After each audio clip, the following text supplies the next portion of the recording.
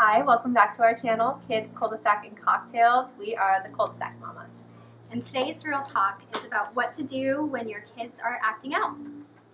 So I think a lot of times, like when our children are acting out, it's actually because they just want some of our attention. Like, am I wrong? I think a lot of times we don't realize it, but a lot of our day is spent looking like this down at our cell phone because my email's on it, my social media's on it, my text messages, my phone calls. And I think of what that must look like to my daughter, right? So she's looking at me, trying to have a conversation, trying to get my attention, but there's always something blocking me from looking at her and making eye contact. And I even think about sometimes like, oh my gosh, in 10 years, like when my baby's 18 and I'm like wanting to sit down and like have a heart-to-heart conversation with her, is she gonna be mimicking what she grew up seeing? And she's gonna have that cell phone right in front of her face when I'm trying to like have a heart-to-heart, like my baby talks to me. And it's like, I'm gonna cry just talking My daughter will never have a cell phone. Never. Yeah, right. I know, it's like next year or whatever. So like, I don't want her to be like, well, this is what life is. You live on your cell phone and you don't have this communication.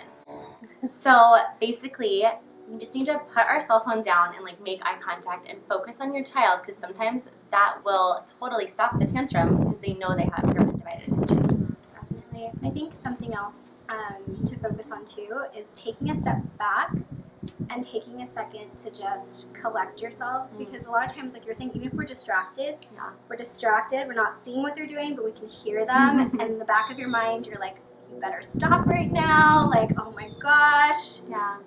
And I know that there's been times, definitely for myself, I'm sure with you all, but where you just snap because you didn't take a second to collect yourself. So true. And then you disciplined them in anger, which is never good. It's not good for you because, you know, for myself later on, I feel horrible. And I have to go up to my daughter and apologize and be like, I'm so sorry, I was upset, you know, and it's not great for them to see you angry when you're disciplining them. Like, discipline isn't a bad thing. So you should never do it when you're angry. Yeah. So I definitely think when they're acting out, take a step back, take a second, put down your distractions like Rose said, open your eyes, see what's happening, and then go from there. And a lot of times when we're stressed out and distracted, it's because we have so many things on our to-do list. And so even though this is so hard for me, I try to make our to-do list like a group activity when I can. So even if this means like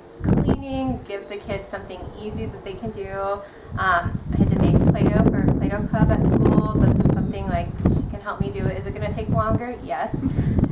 But it's kind of like two birds, one stone, because you're giving them that attention and involving them. Yeah. Even when I'm working, because I work from home, I'll have my daughter help package up orders. And it's just getting them involved with the little things that are going to take longer, but you're still going to get your stuff done, and you're involving them, which is huge, and they feel so important when you do this. So, yeah. I agree. So put down your distractions, take a step back, and involve your kids if there's things to do around the house. Amen. Yeah. Let us know how it goes. Put it into practice. Like, subscribe, and follow these cul-de-sac mamas. And let us know if you have any suggestions. Oh my gosh, we need For sure. Help us. new ideas, please.